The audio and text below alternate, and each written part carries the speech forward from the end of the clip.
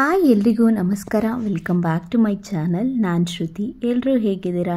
I hope ಎಲ್ಲರೂ ಚೆನ್ನಾಗಿದ್ದೀರಾ ಅಂತ ಅಂದ್ಕೊತೀನಿ. ನಾನು ಕೂಡ ತುಂಬಾ ಚೆನ್ನಾಗಿದ್ದೀನಿ. ಇದು ಸಂಡೇ ವ್ಲಾಗ್ ಆಗಿರುತ್ತೆ. ಇವತ್ತಿನ ದಿನ ಹೇಗಿರುತ್ತೆ ಅನ್ನೋದನ್ನು ನಾನು ಈ ಒಂದು ವ್ಲಾಗಲ್ಲಿ ನಿಮ್ಮ ಜೊತೆ ಶೇರ್ ಮಾಡ್ಕೊತೀನಿ. ಬನ್ನಿ ಇವತ್ತಿನ ವ್ಲಾಗ್ನ ಸ್ಟಾರ್ಟ್ ಮಾಡೋಣ. ಅದಕ್ಕಿಂತ ಮುಂಚೆ ಇನ್ನೂ ಯಾರೆಲ್ಲ ನನ್ನ ಚಾನಲ್ನ ಸಬ್ಸ್ಕ್ರೈಬ್ ಮಾಡ್ಕೊಂಡಿಲ್ಲ ಪ್ಲೀಸ್ ಸಬ್ಸ್ಕ್ರೈಬ್ ಮಾಡ್ಕೊಳ್ಳಿ. ಹಾಗೆ ನನ್ನ ಈ ಒಂದು ವ್ಲಾಗ್ ಇಷ್ಟ ಆದರೆ ಪ್ಲೀಸ್ ಲೈಕ್, ಶೇರ್, ಹಂಗೆ ನಿಮ್ಮ ಅನಿಸಿಕೆ ಅಭಿಪ್ರಾಯಗಳನ್ನ ನನಗೆ ಕಮೆಂಟ್ ಮೂಲಕ ತಿಳಿಸಿ. ಮೊದಲಿಗೆ ಸಂಡೇ ಅಂತ ಅಂದಮೇಲೆ ನಾರ್ಮಲಾಗಿ ಎದ್ದೇಳೋದು ಸ್ವಲ್ಪ ಲೇಟ್ ಆಗುತ್ತೆ. ನಾನು ಒಂದು ಅರ್ಧ ಗಂಟೆ ಮುಕ್ಕಾಲು ಗಂಟೆ ಅಷ್ಟೇ ಲೇಟಾಗಿ ಎದ್ದೇಳೋದು, ಬೇಗನೆ ಎದ್ಬಿಡ್ತೀನಿ. ಸಂಡೇ ಟೈಮಲ್ಲೇ ನನಗೆ ನಿದ್ದೆ ಬರೋದಿಲ್ಲ. ನಂಗಾಗಿರ್ಬೋದು, ಆನಂದ್ಗಾಗಿರ್ಬೋದು, ಇಬ್ರಿಗೂ ಅಷ್ಟೇ ನಿದ್ದೆ ಬರೋದಿಲ್ಲ. ಅದೇನೋ ಗೊತ್ತಿಲ್ಲ, ರಜಾ ಇರುತ್ತಲ್ಲ ಮಲ್ಕೊಳ್ಳೋಣ ಅಂತಂದರೂ ನಿದ್ದೆ ಬರೋದಿಲ್ಲ. ಫಸ್ಟ್ ಎದ್ಬಿಡ್ತೀನಿ ನಾನೇ. ಎದ್ಬಿಟ್ಟು ಇವತ್ತು ಸ್ವಲ್ಪ ಬಾಗಿಲಿಗೆ ನೀರು ಹಾಕಬೇಕಾಗಿತ್ತು. ಬಾಗಿಲಿಗೆ ನೀರು ಹಾಕ್ಬಿಟ್ಟು ನಾರ್ಮಲಿ ನಾನು ಯಾವಾಗಲೂ ಅಷ್ಟೇ ಬಾಗಿಲಿಗೆ ನೀರು ಹಾಕೋದಿಲ್ಲ. ನಮ್ಮ ಓನರ್ ಮನೆಗೇ ಮೇಡ್ ಬರ್ತಾರೆ, ಅವರೇ ಪ್ರತಿದಿನ ನೀರು ಹಾಕೋದು. ಇವಾಗ ಅವರು ಊರಿಗೆ ಹೋಗಿರೋದ್ರಿಂದ ಅವರು ಕೂಡ ಬಂದಿರಲಿಲ್ಲ, ಹಂಗಾಗಿ ನಾನೇ ಹಾಕೋಣ ಅಂತ ಹೇಳಿಬಿಟ್ಟು ನೀರು ಹಾಕ್ತಾಯಿದ್ದೆ. ಅಷ್ಟರಲ್ಲಿ ಆನಂದ್ ಕೂಡ ಬಂದು ನಾನು ಗಾಡಿ ವಾಶ್ ಮಾಡಬೇಕು ಅಂತ ಹೇಳ್ಬಿಟ್ಟು ಹಾಗೆ ಒರೆಸ್ಕೊತೀನಿ ಅಂತ ಹೇಳ್ಬಿಟ್ಟು ಒರೆಸ್ತಾಯಿದ್ರು ಗಾಡಿನ. ಸರಿ ಹಾಗೆ ಒರೆಸ್ತಾಯಿರಿ ಅಂತ ಹೇಳ್ಬಿಟ್ಟು ನಾನು ನೀರು ಹಾಕ್ತಾ ಇದ್ನಲ್ಲ, ನೀರು ಹಾಕ್ಬಿಟ್ಟು ಗೇಟೆಲ್ಲ ಹಾಕ್ಬಿಟ್ಟು ಬಂದೆ. ಅಷ್ಟೊತ್ತಿಗೆ ಎಕ್ಸ್ಟ್ರಿ ತಳಕ್ಕೆ ಸ್ಟಾರ್ಟ್ ಮಾಡ್ದೆ, ಹೊರ್ಗಡೆ ಬಿಡ್ತಾಯಿಲ್ಲ ಅಂತ ಅಂದ್ಬಿಟ್ಟು. ನೀನು ಹೋಗು, ನಾನು ನೋಡ್ಕೊತೀನಿ ಅವನನ್ನು ಅಂತ ಹೇಳ್ಬಿಟ್ಟು ಅವ್ರು ಹಂಗೆ ಗಾಡಿ ಒರೆಸ್ತಾಯಿದ್ರು. ನೋಡ್ಕೊತಾರಲ್ಲ ಅಂತ ಹೇಳ್ಬಿಟ್ಟು ನಾನು ಕಿಚನಿಗೆ ಬಂದು, ನಮ್ಮ ಫಸ್ಟ್ ಕೆಲಸ ಅಂತಂದರೆ ಕಿಚನಿಗೆ ಬಂದಮೇಲೆ ಕಾಫಿ ಮಾಡೋದು. ಆನಂದ್ ಎದ್ಮೇಲಂತೂ ಅದೆಷ್ಟು ಸರಿ ಕೇಳ್ತಾರೋ ಗೊತ್ತಿಲ್ಲ, ಕಾಫಿ ಆಯಿತಾ ಅಂತ. ಸೊ ಹಾಗಾಗಿ ನಾನಿಲ್ಲಿ ಫಸ್ಟು ಕಾಫಿ ಮಾಡ್ಕೊಬಿಡೋಣ ಅಂತ ಅಂದ್ಬಿಟ್ಟು ಮಾಡ್ತಾಯಿದ್ದೀನಿ. ಎದ್ದಿದ್ದು ಸ್ವಲ್ಪ ಲೇಟ್ ಆಗಿದ್ದರಿಂದ ಫಿಲ್ಟರ್ ಕಾಫಿ ಮಾಡೋಕ್ಕೂ ಕೂಡ ಲೇಟ್ ಆಗುತ್ತೆ ಅಂದ್ಬಿಟ್ಟು ನಾನಿಲ್ಲಿ ಬ್ರೂ ಕಾಫಿನೇ ಮಾಡ್ಕೊಳ್ಳೋಣ ಅಂತ ಅಂದ್ಬಿಟ್ಟು ಮಾಡ್ಕೊತಾ ಇದ್ದೀನಿ. ಹಾಗೆ ಇವತ್ತಿನ ಬ್ರೇಕ್ಫಾಸ್ಟಿಗೆ ನಾನು ಗೋಧಿ ರೊಟ್ಟಿ, ಹಾಗೆ ಅದಕ್ಕೆ ಕಾಂಬಿನೇಷನ್ ಆಗಿ ನಾನು ಹಾಗಲಕಾಯಿ ಪಲ್ಯನ ಮಾಡ್ತಾಯಿದ್ದೀನಿ. ಮುಂಚೆ ಯಾವಾಗಲಾದರೂ ಒಂದಿನ ಮಾಡೋಣ ಅಂತಂದ್ಬಿಟ್ಟು ತೊಗೊಂಡು ಬಂದೆ, ಬಟ್ ನಂಗೆ ಮಾಡೋದಕ್ಕೆ ಆಗಲಿಲ್ಲ. ಸರಿ ಇವತ್ತೇ ಮಾಡ್ಕೊಬಿಡೋಣ ಅಂತ ಹೇಳ್ಬಿಟ್ಟು ನಾನಿಲ್ಲಿ ಹಾಗಲಕಾಯಿ ಪಲ್ಯ ಮಾಡೋಣ ಅಂತಂದ್ಬಿಟ್ಟು ರೆಡಿ ಮಾಡ್ಕೊತಾ ಇದ್ದೀನಿ. ಅಷ್ಟರಲ್ಲಿ ಕಾಫಿ ಕೂಡ ರೆಡಿ ಆಯಿತು. ಆನಂದ್ಗೆ ಹೇಳ್ದೆ ಕಾಫಿ ರೆಡಿ ಆಯಿತು ಬನ್ನಿ ಅಂತ ಅಂದ್ಬಿಟ್ಟು. ಅಷ್ಟರಲ್ಲಿ ಅವ್ರದ್ದು ಕೂಡ ಗಾಡಿಯೆಲ್ಲ ಒರೆಸಿದ್ದಾಯಿತು. ಬಂದಮೇಲೆ ಇಲ್ಲಿ ಕಾಫಿ ಕುಡಿತಾ ಕುಂತಿದ್ದೀವಿ. ಯಕ್ಷಿತ್ ನೋಡಿ ಏನು ಮಾಡ್ತಾ ಇದ್ದಾನೆ ಅಂತ. ಅವನಿಗೆ ನೀರು ಕುಡಿಯೋದಂತೂ ಚೆನ್ನಾಗಿ ಅಭ್ಯಾಸ ಆಗಿದೆ. ನಾವು ಹೇಳೋದೇ ಬೇಡ, ಬಾಟಲ್ ಎಲ್ಲಿರುತ್ತೋ ಅಲ್ಲಿ ಹುಡುಕೊಂಡು ಹೋಗಿ ಆ ನೀರನ್ನ ಕುಡಿತಾನೆ. ಅದು ಒಳ್ಳೆಯ ಅಭ್ಯಾಸ ಅಂತಲೇ ಹೇಳ್ಬೋದು. ಹಾಗೆ ನಾವು ಕಾಫಿ ಕುಡಿತಾ ಪೇಪರ್ ಓದ್ಕೊಂಡು ಕುಂತಿದ್ವಿ. ಸ್ವಲ್ಪ ಹೊತ್ತು ಮಾತಾಡಿಕೊಂಡು, ನಿನ್ನೆ ಮ್ಯಾಚ್ ಆಗಿತ್ತಲ್ಲ ಅದ್ರ ಬಗ್ಗೆನೂ ಕೂಡ ಡಿಸ್ಕಷನ್ ಮಾಡ್ತಾಯಿದ್ವಿ. ನನಗೆ ಆನಂದಿಂದ ಸ್ವಲ್ಪ ಇಂಟ್ರೆಸ್ಟ್ ಜಾಸ್ತಿ ಮ್ಯಾಚ್ ನೋಡೋದು, ಯಾರು ಗೆದ್ದರು ಮತ್ತು ಯಾರು ಸೋತರು ಅನ್ನೋದೆಲ್ಲ ನಾನು ಅವ್ರ ಹತ್ರನೇ ಕೇಳ್ಕೊತೀನಿ. ಅದ್ರ ಜೊತೆಗೆ ನಾನು ಕೂಡ ಮ್ಯಾಚ್ನ ನೋಡ್ತಾನೆ ಇರ್ತೀನಿ ಕಂಟಿನ್ಯೂಸ್ ಆಗಿ. ಅವರಿಂದನೇ ನನಗೂ ಕೂಡ ಇಂಟ್ರೆಸ್ಟ್ ಬಂದಿರೋದು ಅಂತಲೇ ಹೇಳ್ಬೋದು. ಸೊ ಅದೆಲ್ಲ ಆದಮೇಲೆ ಕಾಫಿ ಎಲ್ಲ ಕುಡಿದಾದ್ಮೇಲೆ ನಾನಿಲ್ಲಿ ಗೋಧಿ ರೊಟ್ಟಿ ಮಾಡೋದಕ್ಕೆ ಅಂತ ಅಂದ್ಬಿಟ್ಟು ನಾನಿಲ್ಲಿ ಹಿಟ್ಟನ್ನು ಕಲಸಿ ಇಟ್ಬಿಟ್ಟು ಹಾಗಲಕಾಯಿ ಪಲ್ಯ ಮಾಡೋಕ್ಕೆ ಅಂದ್ಬಿಟ್ಟು ನಾನಿಲ್ಲಿ ಹಾಗಲಕಾಯಿನ ಕಟ್ ಮಾಡ್ಕೊತಾ ಇದ್ದೀನಿ. ಮೊದಲು ನಾನು ಹಾಗಲಕಾಯಿ ಪಲ್ಯ ಮಾಡೋದಕ್ಕೆ ನಾನಿಲ್ಲಿ ಹಾಗಲಕಾಯಿನ ಸಣ್ಣದಾಗಿ ಕಟ್ ಮಾಡ್ಕೊತಾ ಇದ್ದೆ. ಬಟ್ ಈ ಥರ ಉದ್ದುದ್ದಾಗಿ ಕಟ್ ಮಾಡ್ಕೊಂಡ್ರೂ ಅಷ್ಟೇ ತುಂಬಾ ಚೆನ್ನಾಗಿರುತ್ತೆ. ಅಷ್ಟರಲ್ಲಿ ಆನಂದ್ ಹೋಗಿ ಚಿಕನ್ ತರ್ತೀನಿ ಅಂತ ಅಂದ್ಬಿಟ್ಟು ಮಟನ್ನ ತೊಗೊಂಡು ಬಂದಿದ್ರು. ಅದಕ್ಕೆ ನಾನು ರೇಗಾಡ್ತಾ ಇದ್ದೆ, ಚಿಕನ್ ತರ್ತೀನಿ ಅಂತ ಅಂದ್ಬಿಟ್ಟು ಮಟನ್ ತೊಗೊಂಡು ಬಂದಿದ್ದೀರಾ ಅಂತ. ಅದಕ್ಕೆ ಅವರು ಇಲ್ಲ ನನಗೆ ಚಿಕನ್ ತಿಂದರೆ ಅಷ್ಟು ಆಗಲ್ಲ, ಅದಕ್ಕೆ ಮಟನ್ ತೊಗೊಂಡು ಬಂದೆ, 3/4 kg ಅಷ್ಟೇ ಇರೋದು, ಮಾಡು ಅದನ್ನೇ ಅಂತ ಹೇಳಿದ್ರು. ಯಾಕೋ ಗೊತ್ತಿಲ್ಲ, ಈ ನಡುವೆ ಅವರಿಗೆ ಚಿಕನ್ ತಿಂದರೆ ಅಷ್ಟು ಇಷ್ಟ ಆಗಲ್ಲ, ಜೊತೆಗೆ ಮಸಾಲನೂ ಜಾಸ್ತಿ ತಿಂದರೆ ಆಗ್ತಾಯಿಲ್ಲ. ಹಂಗಾಗಿ ನಾನು ಸರಿ ಹೋಗಲಿ ಅಂತ ಅಂದ್ಬಿಟ್ಟು ಸುಮ್ಮನೆ ಆದೆ. ನೆಕ್ಸ್ಟ್ ವೀಕ್ ಬೇರೆ ನಮಗೆ ಊರಿಗೆ ಹೋಗೋದಿತ್ತು. ಅಲ್ಲೂ ಕೂಡ ನಾನ್ ವೆಜ್ ಊಟನೇ ಇದ್ದಿದ್ದರಿಂದ ಯಾಕೆ ತೊಗೊಂಡು ಬಂದ್ರಿ ಅಂತ ಹೇಳ್ತಾ ಇದ್ದೆ. ಊರಲ್ಲಿ ಹಬ್ಬ ಇರೋದ್ರಿಂದ ನಾನ್ ವೆಜ್ ಎಲ್ಲ ಮಾಡ್ತಾಯಿದ್ರು. ಹಂಗಾಗಿ ಆಯಿತು ಬಿಡು ಹೋಗಲಿ, ಇಲ್ಲೂ ತಿಂದು ಅಲ್ಲೂ ತಿನ್ನೋಣ ಹೋಗಿ ಅಂತ ಹೇಳ್ತಾಯಿದ್ರು. ಸರಿ ಅಂತ ಅಂದ್ಬಿಟ್ಟು ಸುಮ್ಮನೆ ಆದೆ. ನಾನಿಲ್ಲಿ ಹಾಗಲಕಾಯಿ ಎಲ್ಲನೂ ಕಟ್ ಮಾಡಿಕೊಂಡು ಪಲ್ಯಕ್ಕೆ ಒಗ್ಗರಣೆ ಎಲ್ಲ ಹಾಕಿ ಹಾಗಲಕಾಯಿನ ಕಟ್ ಮಾಡಿ ಹಾಕ್ಕೊತಾ ಇದ್ದೀನಿ. ಇದಕ್ಕೆ ನೀವು ಬೇಕು ಅಂದರೆ ಸ್ವಲ್ಪ ಅಷ್ಟೊಂದು ಕಹಿ ನಮಗೆ ತಿನ್ನೋದಕ್ಕಾಗಲ್ಲ ಅಂತಂದರೆ ಮುಂಚೆನೇ ಸ್ವಲ್ಪ ಹಾಗಲಕಾಯಿನ ಹುರ್ಕೊಂಡು ಆಮೇಲೆ ಒಗ್ಗರಣೆ ಹಾಕ್ಕೊಂಡ್ರೆ ಅಷ್ಟು ಕಹಿ ಅನಿಸಲ್ಲ. ನಾನು ಹುರ್ಕೊಳ್ಳೋಕ್ಕೇನು ಹೋಗಲ್ಲ, ಡೈರೆಕ್ಟಾಗಿಯೇ ಒಗ್ಗರಣೆಗೆ ಹಾಕ್ಕೊತೀನಿ. ಇದಕ್ಕೆ ಕೊನೆಯಲ್ಲಿ ಸ್ವಲ್ಪ ಬೆಲ್ಲ ಹಾಕ್ಕೊಂಡ್ರೆ ಅಷ್ಟೊಂದು ಕಹಿ ಅನಿಸಲ್ಲ, ತುಂಬಾ ಚೆನ್ನಾಗಿರುತ್ತೆ. ಆನಂದ್ ಮಟನ್ ತೊಗೊಂಡು ಬಂದಿದ್ರಲ್ಲ, ಅದರಲ್ಲಿ ಸ್ವಲ್ಪ ದಪ್ಪ ಪೀಸ್ಗಳೆಲ್ಲ ಇತ್ತು, ಅದನ್ನು ಕಟ್ ಮಾಡ್ತಾಯಿದ್ರು. ಹಾಗೆ ನಾನಿಲ್ಲಿ ರೊಟ್ಟಿನೂ ಕೂಡ ಹಾಕ್ತಾಯಿದ್ದೆ. ಹಾಗೆ ಮಾತಾಡ್ತಾ ಇರಬೇಕಾದ್ರೆ ಕೆಲವೊಂದು ವಿಷಯದ ಬಗ್ಗೆ ಡಿಸ್ಕಷನ್ ಮಾಡ್ತಾ ಇದ್ವಿ. ನಮ್ಮ ಸುತ್ತಮುತ್ತ ಜನ ಹೇಗಿರ್ತಾರೆ ಅಂತಂದರೆ, ಅವರು ನಮಗಿಂತನೂ ಚೆನ್ನಾಗಿ ಬದುಕ್ತಾ ಇರ್ತಾರೆ, ಒಳ್ಳೆ ರೀತಿಯಲ್ಲೇ ಇರ್ತಾರೆ. ನಾವು ಅವ್ರಿಗಿಂತ ಕೆಳಗಡೆನೆ ಅವರಷ್ಟಿಲ್ಲ ಅಂತಂದ್ರೂ ಒಂದು ಲೆವೆಲಿಗೆ ಬದುಕ್ತಾ ಇರ್ತೀವಿ ಅಂತಂದ್ರೂ ಅದನ್ನು ಜನ ಸಹಿಸ್ಕೊಳ್ಳಲ್ಲ. ಹೆಂಗಿರ್ತಾರೆ ಅಂತಂದರೆ, ನಾವೇನೋ ಅವ್ರಿಗಿಂತ ಜೋರಾಗಿ ಬದುಕ್ತಾ ಇರ್ತೀವಿ, ಬಾಳ್ತಾ ಇರ್ತೀವಿ ಅಂತ ಅನ್ಕೋತಾ ಇರ್ತಾನೆ. ಯಾವುದೇ ಒಬ್ಬ ವ್ಯಕ್ತಿಗಾಗಿರ್ಬೋದು, ಆ ವ್ಯಕ್ತಿ ಆ ಸ್ಥಿತಿಗೆ ಬರೋದಕ್ಕೆ ಅವನು ಎಷ್ಟು ಕಷ್ಟಪಟ್ಟಿರ್ತಾನೆ, ಎಷ್ಟು ಕಷ್ಟಪಡ್ತಾ ಇರ್ತಾನೆ, ಎಷ್ಟು ಶ್ರಮ ವಹಿಸಿರ್ತಾನೆ ಅನ್ನೋದು ಆ ವ್ಯಕ್ತಿಗಷ್ಟೇ ಗೊತ್ತಿರುತ್ತೆ. ಯಾವತ್ತೂ ಅಷ್ಟೇ ಬದುಕ್ತಾ ಇರೋರನ್ನ ಬದುಕ್ತಾ ಇರ್ತಾರೆ ಅಂತ ಅಸೂಯೆ ಪಡಕ್ಕೆ ಹೋಗ್ಬೇಡಿ, ಖುಷಿ ಪಡಿ. ಇವತ್ತು ಅವ್ರು ಬದುಕ್ತಾ ಇರ್ಬೋದು, ನಾಳೆ ನಾವು ಅದೇ ಥರ ಬದುಕ್ತೀವಪ್ಪ ಅಂತಂದ್ಬಿಟ್ಟು ಇದನ್ನೇ ನಾವು ಮಾತಾಡ್ತಾ ಇದ್ವಿ. ಹೆಂಗೆಲ್ಲ ಇರ್ತಾರೆ ಜನ, ನಾವೇನಾದ್ರೂ ಅವ್ರಿಗಿಂತ ಇದಾಗಿ ಬದುಕ್ತಾ ಇದ್ದೀವ ಅಂತ ಹಿಂಗೆ ನಾರ್ಮಲಾಗಿ ಕೆಲವೊಂದು ಡಿಸ್ಕಷನ್ನ ಮಾಡ್ತಾಯಿದ್ವಿ. ಅದಾಗಿದ್ಮೇಲೆ ನಾನು ಆನಂದ್ಗೆ ತಿಂಡಿ ಹಾಕ್ಕೊಟ್ಟೆ. ಅವರು ತಿಂಡಿನೆಲ್ಲ ತಿಂಡಿ ತಿಂದ್ಬಿಟ್ಟು ನನ್ನ ಮೈದನಿಗೂ ಕೂಡ ಟಿಫನ್ ತೊಗೊಂಡು ಹೋದರು. ನಾನಿಲ್ಲಿ ಹಾಗೆ ರೊಟ್ಟಿ ಹಾಕ್ತಾನೆ ಸ್ವಲ್ಪ ಕೊತ್ತಂಬರಿ ಸೊಪ್ಪು ಪುದೀನಾನ ತರಿಸ್ಕೊಂಡಿದ್ದೆ ಆನಂದ್ ಕೈಯಲ್ಲಿ. ಮೊಟ್ಟೆನೂ ಕೂಡ ತೊಗೊಂಡು ಬಂದಿದ್ದರು. ಅದನ್ನೆಲ್ಲನೂ ಕೂಡ ಎತ್ತಿಟ್ಬಿಟ್ಟು ಪುದೀನ ಮತ್ತು ಕೊತ್ತಂಬರಿ ಸೊಪ್ಪನ್ನು ಕೂಡ ಬಿಡಿಸಿಟ್ಕೊಬಿಡೋಣ ಹಾಗೆ ಅಂತ ಅಂದ್ಬಿಟ್ಟು ನಾನಿಲ್ಲಿ ಅದನ್ನು ಕೂಡ ಬಿಡಿಸಿಟ್ಕೊತಾ ಇದ್ದೀನಿ. ಮಟನ್ ತೊಗೊಂಡು ಬಂದಿದ್ರಲ್ಲ, ಅದಕ್ಕೆ ಪುದೀನ ಮತ್ತು ಕೊತ್ತಂಬರಿ ಸೊಪ್ಪು ಏನೂ ಇರಲಿಲ್ಲ, ಹಾಗಾಗಿ ತರಿಸ್ಕೊಂಡಿದ್ದೆ. ಮತ್ತು ಇವತ್ತು ಸ್ವಲ್ಪ ಹೊರಗಡೆ ಹೋಗೋದಿತ್ತು, ಅಂದರೆ ಡೆಕಾಥ್ಲಾನ್ಗೆ ಹೋಗೋಣ ಅನ್ನೋ ಪ್ಲ್ಯಾನ್ ಇತ್ತು. ಲಾಸ್ಟ್ ವೀಕೇ ಹೋಗಬೇಕಾಗಿತ್ತು, ಬಟ್ ಟೈಮ್ ಇರಲಿಲ್ಲ ಅಂತ ಅಂದ್ಬಿಟ್ಟು ಈ ವೀಕ್ ಹೋಗೋಣ ಅಂತ ಪ್ಲ್ಯಾನ್ ಮಾಡ್ಕೊಂಡ್ವಿ. ಆನಂದ್ ಹೋದ್ಮೇಲೆ ನಾನು ಫೋನ್ ಮಾಡ್ತೀನಿ, ಇವಾಗಲೇ ಹೋಗೋದಾ ಇಲ್ಲ ಅಂತಂದರೆ ಮಧ್ಯಾಹ್ನದ ಮೇಲೆ ಹೋಗೋದಾ ಅಂತ ಅಂದ್ಬಿಟ್ಟು ಫೋನ್ ಮಾಡ್ತೀನಿ ಅಂತ ಹೇಳಿದರು. ಇನ್ನೂ ಫೋನ್ ಮಾಡಿರಲಿಲ್ಲ. ಸರಿ, ನಾನು ಹಂಗಿದ್ರೂ ಅವರು ಯಾವಾಗ ಏನು ಹೇಳ್ತಾರೋ ಗೊತ್ತಿಲ್ಲ, ಮಸಾಲಾಗೆಲ್ಲ ರೆಡಿ ಮಾಡ್ಕೊಬೇಡ ಅಂತ ಅಂದ್ಬಿಟ್ಟು ನಾನಿಲ್ಲಿ ಬ್ರೇಕ್ಫಾಸ್ಟ್ನ ಮುಗಿಸ್ಕೊಂಡೆ. ಯಕ್ಷಿತ್ಗೂ ಕೂಡ ಬ್ರೇಕ್ಫಾಸ್ಟ್ ಎಲ್ಲ ಆದಮೇಲೆ ನಾನಿಲ್ಲಿ ಮಟನ್ಗೆ ಒಗ್ಗರಣೆ ಹಾಕ್ಕೊಳ್ಳೋಣ ಅಂತೇಳಿ ಮಟನ್ಗೆ ಒಗ್ಗರಣೆ ಹಾಕ್ಕೊತಾ ಇದ್ದೀನಿ. ಹಾಗೆ ಇನ್ನೊಂದು ಏನಪ್ಪ ಅಂತಂದರೆ, ನನಗೆ ಈ ಥರದ್ದು ಮೇಯ್ನಾಗಿ ಕಿಚನ್ ಕೆಲಸಗಳಾಗಿರ್ಬೋದು, ಇಲ್ಲ ಪಾತ್ರೆ ತೊಳೆಯೋದಾಗಿರ್ಬೋದು, ಬಟ್ಟೆ ಫೋಲ್ಡಿಂಗ್ ಮಾಡೋದು, ಇಂಥ ಟೈಮಲ್ಲೆಲ್ಲ ನನಗೆ ಯಾವುದಾದ್ರೂ ಯೂಟ್ಯೂಬ್ ವ್ಲಾಗ್ನ ನೋಡಿಕೊಂಡು ಇಲ್ಲ ಸಾಂಗ್ನ ಕೇಳಿಕೊಂಡು ಕೆಲಸ ಮಾಡೋದಂದರೆ ಸಿಕ್ಕಾಪಟ್ಟೆ ಇಷ್ಟ ಆಗುತ್ತೆ. ನನಗೆ ಆ ಕೆಲಸ ಮಾಡ್ದಂಗೆ ಅನಿಸಲ್ಲ, ಅಷ್ಟು ಇಷ್ಟ ಆಗುತ್ತೆ. ಯಾವಾಗಲೂ ಅಷ್ಟೇ, ನಾನು ಕೆಲವೊಂದು ಟೈಮ್ ಜಾಸ್ತಿ ಪಾತ್ರೆ ತೊಳಿಬೇಕಂದ್ರೇ ನಾನು ಜಾಸ್ತಿ ಯಾವುದಾದ್ರೂ ವ್ಲಾಗ್ನ ನೋಡಿಕೊಂಡು ಸಾಂಗ್ನ ಕೇಳಿಕೊಂಡು ಕೆಲಸ ಮಾಡ್ತಾ ಇರ್ತೀನಿ. ಮೊದಲಿಂದನೂ ಅಷ್ಟೇ, ನಾನು ಆ ಸಾಂಗ್ ಕೇಳೋದಂದರೆ ನನಗೆ ಸಿಕ್ಕಾಪಟ್ಟೆ ಇಷ್ಟ ಆಗೋದು. ನಮ್ಮ ಅಣ್ಣ ಅಂತೂ ಕೆಲವೊಂದು ಟೈಮಲ್ಲಿ ನನಗೆ ತುಂಬಾ ರೇಗಿಸೋರು. ನಾನು ತುಂಬ ಚಿಕ್ಕವಳಿದ್ದಾಗಿಂದನೂ ಅಷ್ಟೇ ತುಂಬ ಸಾಂಗ್ನ ಕೇಳ್ತಾ ಇದ್ದೆ. ಮನೆಯಲ್ಲಂತೂ ಅದು ಎಲ್ರಿಗೂ ಗೊತ್ತೇ ಇರುತ್ತೆ ಅವಾಗೆಲ್ಲ ನಮಗೆ ಯಾವುದಾದ್ರೂ ಫೇವ್ರೇಟ್ ಸಾಂಗ್ ಬಂತು ಟಿ ವಿನಲ್ಲಿ ಅಂತಂದರೆ ಇಡೀ ಅಕ್ಕಪಕ್ಕದ ಮನೆಗೆ ಕೇಳಿಸ್ಬೇಕು, ಅಷ್ಟು ಟಿ ವಿ ಸೌಂಡ್ ಕೊಟ್ಬಿಟ್ಟು ನಾನು ಸಾಂಗ್ನ ಕೇಳ್ತಿದ್ದೆ. ನೀವು ಯಾರಾದರೂ ಆ ಥರ ಇದ್ದರೆ ನನಗೆ ಕಮೆಂಟ್ ಮಾಡಿ. ಇವಾಗಲೂ ಅಷ್ಟೇ ಕೆಲವೊಂದು ಟೈಮ್ ನಾನು ಆ ಥರ ಮಾಡ್ತೀನಿ. ಇಲ್ಲ ಅಂತಂದರೆ ಕಿವಿಗೆ ಹೆಡ್ಫೋನ್ ಹಾಕ್ಕೊಂಡು ಕೇಳೋದು, ಈ ಥರ ಎಲ್ಲ ನನಗೆ ತುಂಬಾ ಇಷ್ಟ ಆಗುತ್ತೆ. ಇವಾಗಲೂ ಅಷ್ಟೇ, ನಾನು ಸಾಂಗ್ ಬರೋವಂಥ ಚಾನಲ್ನ ಹಾಕಿ ಬಿಟ್ಬಿಡ್ತೀನಿ, ಸಾಂಗ್ ಕೇಳಿಕೊಂಡು ಕೆಲಸ ಮಾಡ್ಬೋದು ಅಂತ ಹೇಳಿ. ನಮ್ಮ ಅಣ್ಣ ಅಂತೂ ರೇಗಿಸೋದು ಅವಾಗ ನನಗೆ, ಯಾವುದಾದ್ರೂ ಒಂದು ಪೆನ್ ಡ್ರೈವ್ನ ನಿನ್ನ ಕಿವಿಗೆ ಹಾಕ್ಬಿಡ್ಬೇಕು, ಕಂಟಿನ್ಯೂಸ್ ಆಗಿ 24 hours ಸಾಂಗ್ ಬರೋ ಥರ ಅಂತ. ಅಷ್ಟು ನನಗೆ ಸಾಂಗ್ ಇಷ್ಟ ಆಗ್ತಾಯಿತ್ತು ಕೇಳೋದಕ್ಕೆ. ಸಾಂಬಾರು ಮತ್ತು ರೈಸು ಮೊಟ್ಟೆ ಎಲ್ಲನೂ ಬೇಯಿಸಿಟ್ಬಿಟ್ಟು ನಾನಿಲ್ಲಿ ಹೊರಗಡೆ ಹೋಗೋಣ ಅಂತ ಹೇಳಿ ಹೋಗ್ತಾ ಇದ್ದೀವಿ. ಆನಂದ್ ಫೋನ್ ಮಾಡಿದರು, ಇವಾಗಲೇ ಬರ್ತೀನಿ ರೆಡಿಯಾಗಿರು ಹೋಗೋಣ ಅಂತ ಅಂದ್ಬಿಟ್ಟು. ಅವ್ರು ಬರೋಷ್ಟರಲ್ಲಿ ನಾನು ರೆಡಿನೇ ಆಗಿರಲಿಲ್ಲ, ಬಂದಮೇಲೆ ರೆಡಿಯಾಗಿ ಹೊರಟಿದ್ದು. ಸೊ ನಮ್ಮ ಮನೆ ಹತ್ರನೇ ಡೆಕಾಥ್ಲಾನ್ ಇರೋದು, ಅಲ್ಲೇ ಹೋಗೋಣ ಅಂತ ಅಂದ್ಬಿಟ್ಟು ಹೋಗ್ತಾ ಇದ್ದೀವಿ. ಫಸ್ಟು ಕುಂಬ್ಳಗೂಡಲ್ಲಿತ್ತು, ಬಟ್ ಇವಾಗ ನಮ್ಮ ಮನೆಗೆ ನಿಯರೇ ಇರೋದು, ಅಲ್ಲೇ ಹೋಗೋಣ ಅಂತಂದ್ಬಿಟ್ಟು ಹೋಗ್ತಾ ಇದ್ದೀವಿ. ನನಗಂತೂ ಹೋದ್ಮೇಲೆ ಅಲ್ಲಿ ಆಶ್ಚರ್ಯ ಆಯಿತು. ಎಷ್ಟು ಅಂತಂದರೆ ಪ್ರೈಸು ನಾರ್ಮಲಾಗಿ ನಾವು ಮೊದಲು ತೊಗೊತಾ ಇದ್ದಿದ್ದಕ್ಕಿಂತ ತುಂಬಾ ಪ್ರೈಸ್ ಹೈ ಅನ್ನಿಸ್ತು ನನಗೆ, ತುಂಬ ಕಾಸ್ಟ್ಲಿ ಅನ್ನಿಸ್ತು. ನಾನು ಮನೆಗೆ ಬಂದಮೇಲೆ ನಿಮ್ಮ ಜೊತೆ ಶೇರ್ ಮಾಡ್ತೀನಿ ಅದು ಎಷ್ಟಾಯಿತು ಪ್ರೈಸು, ಎಷ್ಟಕ್ಕೆ ತೊಗೊಂಡ್ವಿ ಅಂತಂತ.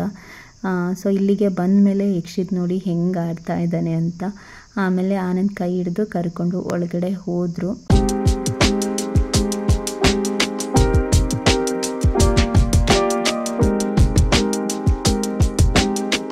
ಕೈಗೆ ಹಾಕೊಳ್ಳೋದ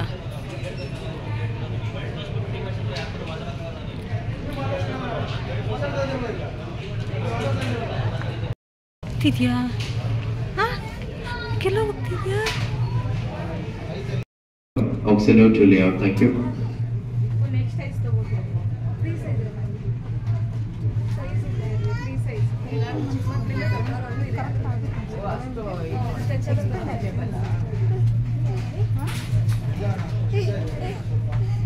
ನಾವು ಇಲ್ಲಿಗೆ ಬಂದಮೇಲೆ ಫಸ್ಟು ಯಕ್ಷಿತ್ಗೆ ತೊಗೊಬಿಡೋಣ ಅಂತಂದ್ಬಿಟ್ಟು ಯಕ್ಷಿತ್ಗೆ ನೋಡ್ತಾ ಇದ್ವಿ. ಸ್ವಿಮ್ಮಿಂಗ್ ಡ್ರೆಸ್ ಆಗಿರ್ಬೋದು, ಗಾಗಲ್ಲು, ಕ್ಯಾಪ್ ಅದನ್ನೆಲ್ಲ ನೋಡೋಣ ಅಂತಂದ್ಬಿಟ್ಟು ನೋಡ್ತಾ ಇದ್ವಿ. ನಾವೇನು ಮಾಡಿದ್ವಿ ಅಂದರೆ ಫಸ್ಟು ಟ್ರಯಲ್ ಮಾಡಿ ನೋಡ್ಬಿಟ್ಟಿದ್ರೆ ಸರಿ ಹೋಗುತ್ತೋ. ಟ್ರಯಲ್ ಮಾಡಿ ನೋಡದೆ ಹೋಗಿದ್ದೆ ಪ್ರಾಬ್ಲಮ್ ಆಗಿದ್ದು. ಏನಾಯಿತು ಅಂತ ನಾನು ನಿಮಗೆ ಮುಂದೆ ಹೇಳ್ತೀನಿ. ಸೊ ಯಾವುದು ಏನು ಅಂತ ನೋಡ್ತಾ ಇದ್ವಿ, ಗಾಗಲ್ ಯಾವುದಾಗುತ್ತೆ ಯಾವುದಾಗಲ್ಲ ಅಂತ. ಅಷ್ಟರಲ್ಲಿ ಅಲ್ಲಿದ್ದಂಥ ಸ್ಟಾಫೇ ಬಂದರು. ಸೊ ಮಕ್ಕಳಿಗೆಲ್ಲ ಇಲ್ಲಿದೆ, ಇದನ್ನು ಟ್ರೈ ಮಾಡಿ ಅಂತ ಹೇಳ್ಬಿಟ್ಟು ಅವರೇ ಹಾಕಿ ನೋಡ್ತಾಯಿದ್ರು. ತುಂಬಾ ಖುಷಿ ಆಯಿತು ಈ ಥರ ಟ್ರೀಟ್ ಮಾಡ್ತಾ ಇದ್ದಿದ್ದವರು. ಯಾವುದು ತುಂಬ ಪೇಷನ್ಸಿಂದ ಯಾವುದಾಗುತ್ತೆ ಯಾವುದಾಗಲ್ಲ ಅಂತ ಅಂದ್ಬಿಟ್ಟು ನೋಡಿ ಕೊಡ್ತಾಯಿದ್ರು. ಆಮೇಲೆ ಅವರ ಹೇಳಿದ ಮೇಲೆ ನಾವು ಅವನಿಗೆ ಡ್ರೆಸ್ಸು ಮತ್ತು ಡ್ರೆಸ್ ಮೊದಲೇ ತೊಗೊಬಿಟ್ಟಿದ್ವಿ ನಾವು. ಆಮೇಲೆ ಗಾಗಲು ಮತ್ತು ಕ್ಯಾಪ್ನ ಅವರೇ ಹೇಳಿದರು ಇದನ್ನು ತೊಗೊಳ್ಳಿ ಚೆನ್ನಾಗಿರುತ್ತೆ ಅಂದ್ಬಿಟ್ಟು ಅದನ್ನೇ ತೊಗೊಂಡ್ವಿ. ಬಟ್ ಈ ಗಾಗಲ್ ಅವನು ಸ್ವಿಮ್ಮಿಂಗ್ ಮಾಡಬೇಕಾದ್ರೆ ಹಾಕೊಂತನ ಇಲ್ವಾ ಅನ್ನೋದೇ ಡೌಟು. ಸ್ವಲ್ಪ ಟೈಟ್ ಅನ್ನಿಸ್ತಾ ಇತ್ತು. ಬಟ್ ಅವನಿಗೆ ಕಂಫರ್ಟಬಲ್ ಆಗಿರಬೇಕು, ಇಲ್ಲ ಅಂತಂದರೆ ಹಾಕೋದೇ ಇಲ್ಲ. ಕ್ಯಾಪು ಅಷ್ಟೇ ಚೆನ್ನಾಗಿತ್ತು. ಇದು ಸಿಲ್ವರ್ ಕ್ಯಾಪು, ಈ ಥರದ್ದೇ ಚೆನ್ನಾಗಿರುತ್ತೆ, ಇದನ್ನೇ ತೊಗೊಳ್ಳಿ ಅಂತ ಹೇಳಿದ್ರು. ಆಮೇಲೆ ಅದನ್ನೇ ತೊಗೊಂಡ್ವಿ. ಯಕ್ಷಿತ್ಗೆ ಎಲ್ಲ ತೊಗೊಂಡಿದ್ದಾಗಿದ್ಮೇಲೆ ಆನಂದ್ ನಾನು ತೊಗೊತೀನಿ ಅಂತ ಅಂದ್ಬಿಟ್ಟು ನನ್ನ ಹತ್ರ ಯಕ್ಷಿತ್ನ ಬಿಟ್ಟು ಅವ್ರ ಪಾಡಿಗೆ ಅವರು ಶಾಪಿಂಗ್ ಮಾಡ್ತಾಯಿದ್ರು. ನನಗಂತೂ ಅವನನ್ನು ಹಿಡಿಯೋ ಅಷ್ಟರಲ್ಲೇ ಸಾಕಾಗಿತ್ತು. ಎಲ್ಲಂದ್ರಲ್ಲಿ ಹೋಗ್ತಾ ಇದ್ದ.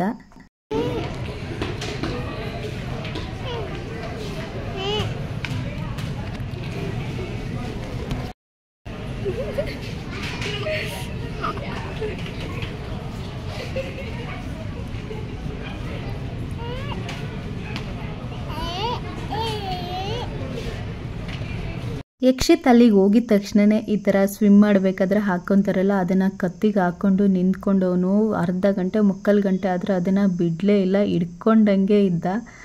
ಅಯ್ಯೋ ದೇವ್ರೆ, ನಂಗಂತೂ ಅವನು ಅಲ್ಲಿ ಹಿಡಿಯೋಷ್ಟರಲ್ಲಿ ಸಾಕಾಗೋಗಿತ್ತು. ಅಷ್ಟು ಹಿಂಸೆ ಕೊಟ್ಬಿಟ್ಟ ನನಗೆ ಅಲ್ಲಿ ಅವನು.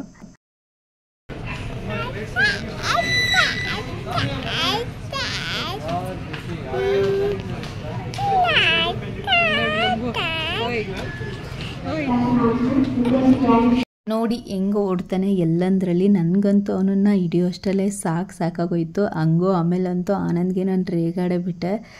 ಸುಮ್ಮನೆ ನನ್ನ ಬಿಟ್ಬಿಟ್ಟು ನನ್ನನ್ನು ನಮ್ಮ ಪಾಡಿಗೆ ನಮ್ಮನ್ನು ಬಿಟ್ಬಿಟ್ಟು ನಿನ್ನ ಪಾಡಿಗೆ ನೀನು ಹೋಗ್ತಾ ಇದೆಯಾ ಅಲ್ಲಿ, ನನಗಂತೂ ಅವನು ಹಿಡಿಯೋಷ್ಟಲ್ಲೇ ಸಾಕಾಗೋಯ್ತು ಅಂತಂದ್ಬಿಟ್ಟು ಈ ಥರ ಆಡ್ತಾ ಇದ್ದ ಅವನು. ಇನ್ನೇನು ಮಾಡೋದು, ಹೋಗಲಿ ನೋಡ್ಕೊಳ್ಳೋಣ, ಅವರು ಸೆಲೆಕ್ಟ್ ಮಾಡ್ಕೊಳ್ಳಿ ಅಂತ ಅಂದ್ಬಿಟ್ಟು ನಾನು ಸುಮ್ಮನೆ ಇದ್ದೆ. ಆಮೇಲಂತೂ ನನ್ನ ಕೈಯಲ್ಲಿ ಆಗಲೇ ಇಲ್ಲ. ಯಕ್ಷಿತ್ಗೆ ಬೇಗ ತೊಗೊಬಿಟ್ವಿ, ಆನಂದ್ಗೆ ತೊಗೊಳೋದು ಲೇಟ್ ಆಯಿತು. ಇಲ್ಲಿ ನೋಡಿ ಎಲ್ಲಂದ್ರಲ್ಲಿ ಓಡೋಗ್ಬಿಡ್ತಿದ್ದ. ನನಗಂತೂ ಎಲ್ಲೋದ ಅಂತ ನೋಡೋಕ್ಕೆ ಟೈಮ್ ಸಿಗ್ತಾ ಇರಲಿಲ್ಲ, ಅಷ್ಟು ಬೇಗ ಓಡ್ಬಿಟ್ಟಿರೋನು ಅವನು.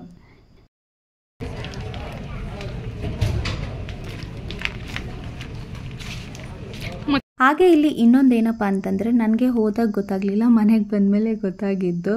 ಆನಂದ್ ಹೇಳ್ತಾಯಿದ್ರು ಇಲ್ಲಿ ಏನೇ ಸ್ಪೋರ್ಟ್ಸ್ ಐಟಮ್ನ ತೊಗೊಂಡ್ರು ರಿಟರ್ನ್ ಇರೋಲ್ಲ ಮತ್ತು ಎಕ್ಸ್ಚೇಂಜು ಇರೋಲ್ಲ ಅಂತ ಹೇಳಿದ್ರು. ನನಗಂತೂ ಆ ಥರ ಅಂತ ಅನಿಸಿದರೆ ನನಗೆ ಅಲ್ಲೇ ಟ್ರಯಲ್ ಮಾಡಿ ಎಲ್ಲ ನೋಡಿಬಿಡ್ತಾ ಇದ್ದೆ ನಾನು. ಯಕ್ಷಿತ್ಗೆ ತೊಗೊಂಡಾಗ್ಲೇ ನಾನು ಅಂದ್ಕೊಂಡೆ ಹೋಗಿ ರಿಟರ್ನ್ ಇರ್ಬೋದೇನೋ ಅಂತ. ನಾನು ಅಂದ್ಕೊಂಡೆ ರಿಟರ್ನ್ ಇಲ್ಲ, ಎಕ್ಸ್ಚೇಂಜ್ ಇರ್ಬೋದು ಅಂತ. ಬಟ್ ಅಲ್ಲಿ ಹೋದ್ಮೇಲೆ ಗೊತ್ತಾಗಿದ್ದು ನನಗೆ ಯಾವುದೇ ಥರದ ರಿಟರ್ನ್ ಮತ್ತು ಎಕ್ಸ್ಚೇಂಜ್ ಏನೂ ಇರಲ್ಲ ಅಂತ. ಯಕ್ಷಿತ್ ಯಾರಾದರೂ ಏನಾದರೂ ಆಡ್ತಾ ಇರೋದು ನೋಡಿದ್ರೆ ಅದನ್ನು ಅವನು ಎತ್ಕೋಬೇಕು. ಸೊ ಅಲ್ಲಿ ಯಾವುದೋ ಮಗು ಬಂದು ಸೈಕಲ್ ತುಳಿತಾ ಇದ್ರೆ ಅದನ್ನು ಹೋಗಿ ಎತ್ಕೋಬಿಟ್ಟ. ಸರಿ ಇನ್ನೇನು ಮಾಡೋದು ಅಂತ ಅಂದ್ಬಿಟ್ಟು ನಾನೇ ಅವನನ್ನು ಕೂರಿಸ್ಕೊಂಡು ಒಂದಷ್ಟೊತ್ತು ತಳ್ಕೊಂಡು ಹೋದೆ. ಹಾಗೆ ಅವನಿಗೆ ಬಾಟಲ್ ತೊಗೊಳ್ಳೋಣ ಅಂದ್ಕೊಂಡ್ವಿ. ಅದು ಸಿಪ್ ಮಾಡೋದು ಆ ಥರ ಬಾಟಲ್ ಇರಲಿಲ್ಲ, ನಾರ್ಮಲ್ ಬಾಟಲ್ಗಳೇ ಎಲ್ಲ ಇದ್ದಿದ್ದು. ಇನ್ನೊಂದು ಸರಿ ಯಾವಾಗಲಾದರೂ ಅಂದರೆ ಬುಧವಾರ ಆನಂದಿಗೆ ರಜೆ ಇರುತ್ತಲ್ಲ, ಮೇ 1ಗೆ, ಅವತ್ತಿನ ದಿನ ತೊಗೊಳ್ಳೋಣ ಅಂತೇಳ್ಬಿಟ್ಟು ಸುಮ್ಮನೆ ಆದೆ. ಆಮೇಲೆ ನಾನು ಆನಂದ್ಗೆ ಹೇಳಿದೆ, ನೀನು ನೋಡ್ಕೊ, ನನ್ನ ಕೈಲಂತೂ ಆಗಲ್ಲಪ್ಪ ಅಂತ ಅಂದ್ಬಿಟ್ಟು. ನೋಡಿ ಹೆಂಗೆ ಒಂದು ಕಡೆ ಕುತ್ಕೊಬಿಟ್ಟು ಎಷ್ಟು ಕರೆದ್ರೂ ಕೂಡ ಬರ್ತಾನೆ ಇರಲಿಲ್ಲ. ನಮಗಂತೂ ಎಲ್ಲೆಲ್ಲೋ ಹೋದ್ವಲ್ಲಪ್ಪ ಅನ್ನಿಸ್ಬಿಡ್ತು. ಅವನನ್ನು ಕರ್ಕೊಂಡು ಅಷ್ಟು ಹಠ ಮಾಡ್ತಾ ಇದ್ದ ಅವನು. ಸರಿ ಅಂದ್ಬಿಟ್ಟು ಇಲ್ಲಿ ಮೇಲೆ ಕೂಡ ಬಂದ್ವಿ. ಮೇಲೆ ಇಲ್ಲಿ ಆಟ ಆಡೋದಕ್ಕೆಲ್ಲ ಇತ್ತು, ಟೇಬಲ್ ಟೆನ್ನಿಸ್ ಆಗಿರ್ಬೋದು, ಜಿಮ್ದು ಐಟಮ್ಸ್ ಎಲ್ಲ ಇಟ್ಟಿದ್ರು ನೋಡೋಣ ಅಂತ ಅಂದ್ಬಿಟ್ಟು. ಬಟ್ ಅವನು ಒಳಗಡೆ ಬರೋಕ್ಕೆ ರೆಡಿ ಇರಲಿಲ್ಲ. ಆಮೇಲೆ ಅಲ್ಲೇ ಜ್ಯೂಸು ಮತ್ತು ಸ್ನ್ಯಾಕ್ಸ್ ಎಲ್ಲ ಇತ್ತು. ನಾವು ಜ್ಯೂಸ್ ಕುಡಿಯೋಣ ಅಂತ ಬಂದರೆ ಅವ್ನು ಕರ್ಕೊಂಡು ಹೋಗ್ಬಿಟ್ಟು ಅಲ್ಲಿ ಐಸ್ ಕ್ರೀಮ್ ಬೇಕು ಅಂತ ಕೇಳ್ತಾ ಇದ್ದಾನೆ. ನಾವು ಇಬ್ಬರು ಕೂಡ ಒಂದೊಂದು ಬಟರ್ ಫ್ರೂಟ್ ಜ್ಯೂಸನ್ನ ತೊಗೊಂಡ್ವಿ. ಆಮೇಲೆ ಹೋಗಿ ಆನಂದ್ ಅವನಿಗೆ ಐಸ್ ಕ್ರೀಮ್ನ ತೊಗೊಂಡು ಬಂದರು. ಅವನು ಐಸ್ ಕ್ರೀಮ್ನ ಚೆನ್ನಾಗಿ ತಿಂತಾನೆ. ಆಮೇಲೆ ಈ ಬಿಸಿಲಿಗೂ ಅದಕ್ಕೂ ಚೆನ್ನಾಗಿ ಕೋಲ್ಡಿಗೆ ಅಭ್ಯಾಸ ಆಗಿಬಿಟ್ಟಿದ್ದಾನೆ. ಕೋಲ್ಡ್ ವಾಟರ್ ಕುಡಿಯೋದಾಗಿರ್ಬೋದು, ಈ ಥರ ಮಜ್ಜಿಗೆ ಮೊಸರು ತಿನ್ನೋದಾಗಿರ್ಬೋದು, ಇಲ್ಲ ಐಸ್ ಕ್ರೀಮ್ ತಿನ್ನೋದಾಗಿರ್ಬೋದು, ಈ ಥರದಕ್ಕೆಲ್ಲ ಚೆನ್ನಾಗಿ ಅಭ್ಯಾಸ ಆಗಿಬಿಟ್ಟಿದ್ದಾನೆ ಅವನು. ಆಮೇಲೆ ಸ್ವಲ್ಪ ಜ್ಯೂಸ್ ಕೂಡ ಕುಡಿಸಿದ್ವಿ. ನಾವು ಕೂಡ ಇಬ್ಬರು ಜ್ಯೂಸ್ ಎಲ್ಲನೂ ಕುಡ್ಕೊಂಡು. ಎಷ್ಟು ಬಿಸಿಲಿತ್ತು ಅಂತಂದರೆ ತುಂಬಾ ಬಿಸಿಲಿತ್ತು. ನಾನಂತೂ ಯಾಕಾದರೂ ಹೊರಗಡೆ ಹೋದ್ನಪ್ಪ ಅನ್ನಿಸ್ಬಿಡ್ತು, ಅಷ್ಟು ಬಿಸಿಲು ಅನ್ನಿಸ್ತಾಯಿತ್ತು. ಬಟ್ ಹೊರಗಡೆ ಹೋಗಿ ಕೆಲಸ ಮಾಡೋರು ಈ ಟೈಮಲ್ಲಿ ಹೆಂಗೆ ಕೆಲಸ ಮಾಡ್ತಾರೋ ನಿಜವಾಗ್ಲೂ ಗೊತ್ತಿಲ್ಲ. ಅವರಂತೂ ತುಂಬಾ ಗ್ರೇಟ್ ಅಂತಲೇ ಹೇಳ್ಬೋದು. ನಾವು ಒಂದಿನ ಹೋದ್ರೇ ನಮಗೆ ಸಾಕಪ್ಪ ಅನ್ನೋ ಥರ ಆಗ್ಬಿಡ್ತು. ನನಗಂತೂ ಅಷ್ಟು ಟಯರ್ಡ್ ಆಗಿಬಿಡ್ತು ಬಿಸಿಲಲ್ಲಿ ಹೋಗಿ ಬರೋ ಅಷ್ಟರಲ್ಲಿ. ಹಾಗೆ ಬಿಲ್ಲಿಂಗ್ ಮಾಡಿಸೋಣ ಅಂತಂದ್ಬಿಟ್ಟು ನಾನೇ ಕ್ಯೂನಲ್ಲಿ ನಿಂತಿದ್ದೆ. ನಾವು ಕೂಡ ಬಿಲ್ಲಿಂಗ್ ಮಾಡ್ಕೋಬೋದು, ಬಟ್ ಅಲ್ಲೇ ಸ್ಟಾಫ್ ಇದ್ರಲ್ಲ ಅವರೇ ಬಿಲ್ಲಿಂಗ್ ಮಾಡಿಕೊಡ್ತಾಯಿದ್ರು. ಅವರು ಒಂದು ಎಡವಟ್ಟಿಂದ ಮತ್ತೆ ನಮಗೆ ಅರ್ಧ ಗಂಟೆ ವೆಯ್ಟ್ ಮಾಡೋ ಥರ ಆಗೋಯಿತು. ಒಂದು ಐಟಮ್ನೇ 3 ಸರಿ ಬಿಲ್ ಮಾಡಿದರು. ನನಗೆ ಅಷ್ಟು ಗೊತ್ತಾಗಲಿಲ್ಲ. ಆಮೇಲೆ ಅಲ್ಲಿ ಸೆಕ್ಯೂರಿಟಿ ನೋಡಿಬಿಟ್ಟು ಹೇಳಿದ್ರು, ನಾವು ತೊಗೊಂಡಿದ್ದು 9 ಐಟಮು, 11 ಐಟಮ್ದು ಬಿಲ್ ಆಗಿತ್ತು. ಮತ್ತೆ ಅಲ್ಲಿ ಒಂದು 1/4 ಗಂಟೆ ಅರ್ಧ ಗಂಟೆ ನಿಂತು ಅವ್ರ ಹತ್ರ ಬಿಲ್ಲಿಂಗ್ ಮಾಡಿಸ್ಕೊಂಡು ಮತ್ತೆ ಅಮೌಂಟ್ ಎಲ್ಲ ವಾಪಸ್ ಇಸ್ಕೊಂಡು ಮನೆಗೆ ಬರೋ ಅಷ್ಟರಲ್ಲಿ 1:30 ಆಗೋಯಿತು. ಆ್ಯಕ್ಚುಲಿ ನನಗೆ ಇನ್ನೂ ಸ್ವಲ್ಪ ಪ್ಲ್ಯಾನಿಂಗ್ ಇತ್ತು ಹೊರಗಡೆ ಹೋಗೋದಕ್ಕೆ ಬೇರೆ. ಯಾಕೆ ಏನು ಅಂತ ಮುಂದಿನ ವ್ಲಾಗ್ಗಳಲ್ಲಿ ನಾನು ನಿಮ್ಮ ಜೊತೆ ಶೇರ್ ಮಾಡ್ತೀನಿ. ಆಮೇಲೆ ಆನಂದ್ ಹೇಳಿದರು, ಮೇ 1 ರಜಾ ಇದೆಯಲ್ಲ ಅವತ್ತು ಕರ್ಕೊಂಡು ಹೋಗ್ತೀನಿ ಬಿಡು ಅಂತಂದ್ಬಿಟ್ಟು ಸರಿ ಅಂದ್ಬಿಟ್ಟು ನಾವು ಮನೆ ಕಡೆ ಹೊರಟ್ವಿ. ಬರೋ ಅಷ್ಟರಲ್ಲೇ ನನಗೆ 1:30 ಆಗೋಯಿತು. ಬಂದ ತಕ್ಷಣವೇ ನಾನು ಇಲ್ಲಿ ಕಿಚನಿಗೆ ಬಂದು ಮುದ್ದೆಗೆ ಇಟ್ಬಿಡೋಣ ಅಂತಂದ್ಬಿಟ್ಟು ಮುದ್ದೆಗೆ ಇಟ್ಟಿದ್ದೀನಿ. ಆನಂದ್ ಹಾಗೆ ಹೇಳ್ತಾಯಿದ್ರು, ತುಂಬ ನನಗೆ ಯಾಕೋ ಗೊತ್ತಿಲ್ಲ ಈ ನಡುವೆ ಸ್ವಲ್ಪ ಕೋಲ್ಡ್ ವಾಟರ್ ಕುಡಿದ್ರೂ ತುಂಬಾ ನೀರು ಕುಡಿತೀನಿ, ಆದ್ರೂ ಸಂಜೆ ಆಗ್ತಿದ್ದಂಗೆ ಎಕ್ಸಸ್ ಆಫ್ ಹೀಟ್ ಆಗಿಬಿಡ್ತಾಯಿತ್ತು. ಅದಕ್ಕೆ ಆನಂದ್ ಹೇಳ್ತಾಯಿದ್ರು ಕೋಲ್ಡ್ ವಾಟರ್ ಕುಡಿಬೇಡ, ಹಾಗೆ ಬರಬೇಕಾದ್ರೆ ಮಣ್ಣಿಂದು ಮಡ್ಕೊಂಡು ತೊಗೊಬರ್ತೀನಿ, ಆ ನೀರನ್ನ ಕುಡಿಯೋಣ ಇನ್ಮೇಲೆ ಅಂತ ಹೇಳ್ತಾಯಿದ್ರು. ನನಗೂ ಯಾಕೋ ಅದೇ ಬೆಸ್ಟ್ ಅನ್ನಿಸ್ತು. ತುಂಬ ನೀರು ಕುಡಿತೀನಿ ಇಡೀ ದಿನ, ಆದರೂ ಆ ಥರ ಆಗಿಬಿಡುತ್ತೆ. ಅಲ್ಲಿ ಜ್ಯೂಸ್ ಎಲ್ಲ ಕುಡ್ಕೊಂಡು ಬಂದ್ರೂ ಕೂಡ ಈ ಬಿಸಿಲಿಗೆ ಮನೆಗೆ ಬಂದ ತಕ್ಷಣ ನೀರು ಕುಡ್ದಿಲ್ಲ ಅಂತಂದರೆ ಸಮಾಧಾನನೇ ಆಗಲ್ಲ. ಫಸ್ಟು ಬಂದ ತಕ್ಷಣ ನೀರು ಕುಡಿಬೇಕು ಅಂತ ಅನ್ನಿಸ್ತಾ ಇರುತ್ತೆ, ಅಷ್ಟು ಬಿಸಿಲು ಇರೋದ್ರಿಂದ ಆ ಥರ ಅನಿಸುತ್ತೆ. ಹಾಗೆ ಬರಬೇಕಾದ್ರೆ ಆನಂದ್ ಯಕ್ಷಿತ್ಗೆ ಅಂತ ಹೇಳಿ ಬೆಲ್ನ ತೊಗೊಂಡು ಬಂದಿದ್ರು. ಫಸ್ಟು ನಾನು ನನ್ನ ಸ್ಕೂಟರ್ಗೆ ಹಾಕ್ಕೊತೀನಿ ಅಂತ ಹೇಳ್ತಾಯಿದ್ರು. ಆಮೇಲೆ ಅವನದೇ ಸೈಕಲ್ ಇದೆಯಲ್ಲ ಅದಕ್ಕೆ ಹಾಕ್ತೀನಿ ಅಂತ ಅಂದ್ಬಿಟ್ಟು ಇಲ್ಲಿ ಟ್ಯಾಗ್ ಎಲ್ಲನೂ ತೆಗೆದು ಓಪನ್ ಮಾಡ್ತಾಯಿದ್ರು. ನನಗೆ ಬಂದ ತಕ್ಷಣ ಬೇಗ ಅಡುಗೆ ಆಗಲಿ ಅಂತ ಅಂದ್ಬಿಟ್ಟು ಡ್ರೆಸ್ ಕೂಡ ಚೇಂಜ್ ಮಾಡಲಿಲ್ಲ ನಾನು. ಹಂಗೆ ಬಂದ ತಕ್ಷಣ ನಾನಿಲ್ಲಿ ಮುದ್ದೆಗೆ ಇಟ್ಬಿಟ್ಟು ಅದ್ರ ಜೊತೆಗೆ ನಾನಿಲ್ಲಿ ಮೊಟ್ಟೆ ಎಲ್ಲನೂ ಬೇಯಿಸಿಟ್ಬಿಟ್ಟು ಹೋಗಿದ್ನಲ್ಲ ಅದನ್ನೆಲ್ಲನೂ ಕೂಡ ಬಿಡಿಸ್ಕೊಳ್ಳೋಣ ಅಂತ ಹೇಳಿಬಿಟ್ಟು ಮೊಟ್ಟೆನ ಬಿಡಿಸ್ಕೊತಾ ಇದ್ದೀನಿ. ಹಾಗೆ ಆನಂದ್ ಕೂಡ ಮಾತಾಡ್ತಾಯಿದ್ರು. ಯಕ್ಷಿತ್ಗಂತೂ ಏನದು ನೋಡಬೇಕು ಅಂತ ಕ್ಯೂರಿಯಾಸಿಟಿ, ಹಂಗಾಗಿ ಬಂದು ಅಲ್ಲಿ ನಿಂತ್ಕೊಂಡು ನೋಡ್ತಾ ಇದ್ದಾನೆ ಅವನು. ಆಮೇಲೆ ತೊಗೊಂಡೋಗಿ ಸೈಕಲ್ಗೆ ಹಾಕಿದ್ರು ಆನಂದ್. ಆಮೇಲೆ ಲಾಸ್ಟಲ್ಲಿ ತೋರಿಸ್ತೀನಿ ನಾನು ನಿಮಗೆ ಆನಂದ್ ಯಾವ ಥರ ಸೈಕಲ್ಗೆ ಆ ಬೆಲ್ನ ಹಾಕಿದ್ದಾರೆ ಅಂತ ಅಂದ್ಬಿಟ್ಟು. ಮೊಟ್ಟೆ ಎಲ್ಲನೂ ಬಿಡಿಸ್ಕೊಂಡು ಅದ್ರ ಜೊತೆಗೇನೆ ನಾನು ಈರುಳ್ಳಿ ಸೌತೆಕಾಯಿ ಎಲ್ಲನೂ ಕೂಡ ಕಟ್ ಮಾಡ್ಕೊಬಿಡೋಣ ಅಂತ ಅಂದ್ಬಿಟ್ಟು ಅದನ್ನು ಕೂಡ ಎಲ್ಲ ರೆಡಿ ಮಾಡ್ಕೊತಾ ಇದ್ದೀನಿ.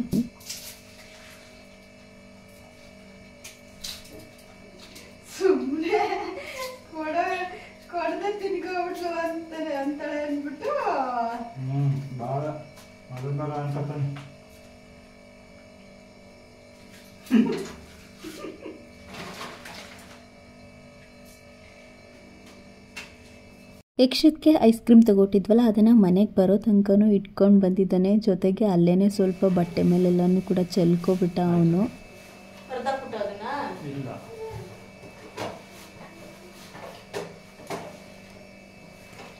ಅವು ಏನು ಕಡಿಮೆ ಇರಲ್ಲ, ಜಾಸ್ತಿ ದುಡ್ಡಿರುತ್ತೆ. ನೀನು ಏನಕ್ಕೆ ಹಂಗೆ ಅದು ಮಾಡ್ತೀಯ ನನ್ನಕ್ಕೂ ಗೊತ್ತಿಲ್ಲಪ್ಪ. ಆಯ್ತಲ್ಲ ಬಿಡು. ಮತ್ತೆ ಅವಾಗ ಏನು ಕಮ್ಮಿಲ್ಲ.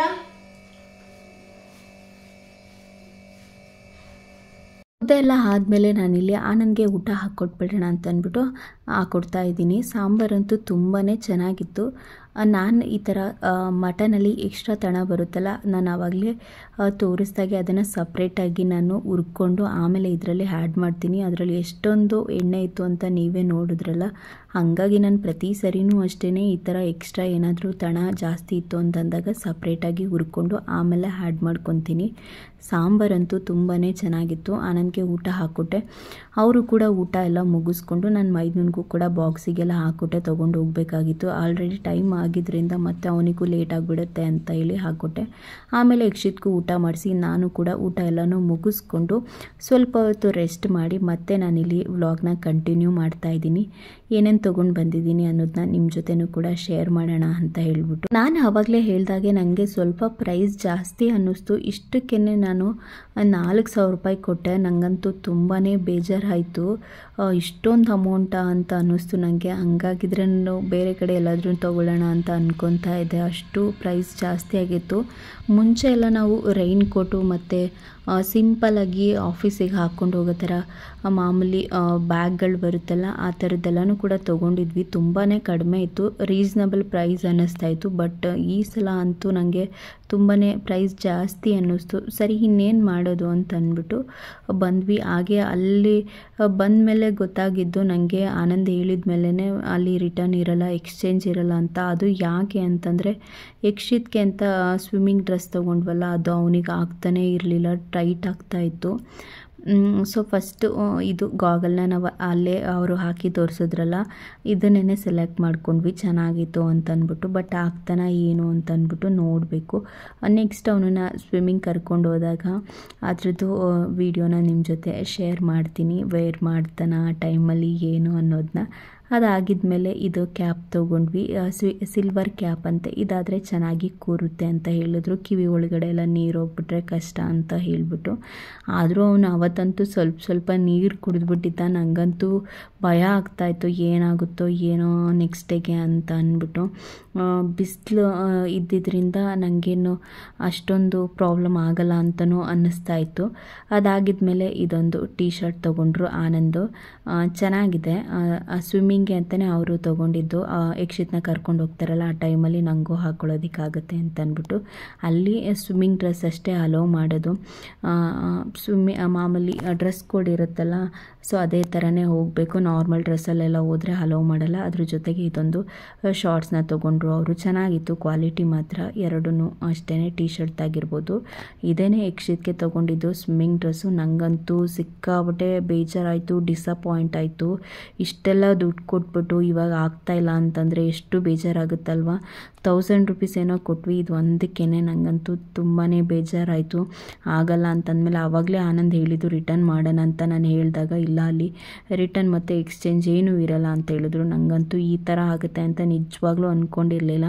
ಇಲ್ಲ ಅಂದಿದ್ರೆ ಅಲ್ಲೇ ನಾನು ಟ್ರಯಲ್ ನೋಡಿಬಿಡ್ತಾ ಇದ್ದೆ, ಆಗುತ್ತಾ ಆಗಲ್ವಾ ಅಂತ. ನಾರ್ಮಲಿ ನಾನು 24 ಮಂತ್ಸ್ ಅಲ್ವಾ, ಆಗುತ್ತೆ ಅಂತ ಅಂದ್ಬಿಟ್ಟು ತೊಗೊಂಡೆ. ಬಟ್ ಅವನಿಗೆ ಫುಲ್ ಟೈಟ್ ಆಗ್ತಾಯಿತ್ತು. ಹಾಕಿದ ತಕ್ಷಣವೇ ತೆಗೆದ್ಮೇಲೆ ಅವನು ಫುಲ್ ಬಾಡಿ ಎಲ್ಲ ಸ್ವೆಟ್ ಆಗಿಬಿಟ್ಟಿತ್ತು. ಅಷ್ಟು ಹಿಂಸೆ ಆಗ್ತಾಯಿತ್ತು. ಅದರಲ್ಲೇ ಗೊತ್ತಾಗ್ತಾಯಿತ್ತು ಅವನಿಗೆ ಆಗಲ್ಲ ಅಂತ ಅಂದ್ಬಿಟ್ಟು. ಅದ್ರ ಜೊತೆಗೆ ಇದೊಂದು ವಾಟ್ರ್ ಬಾಟಲ್ನ ತೊಗೊಂಡ್ವಿ.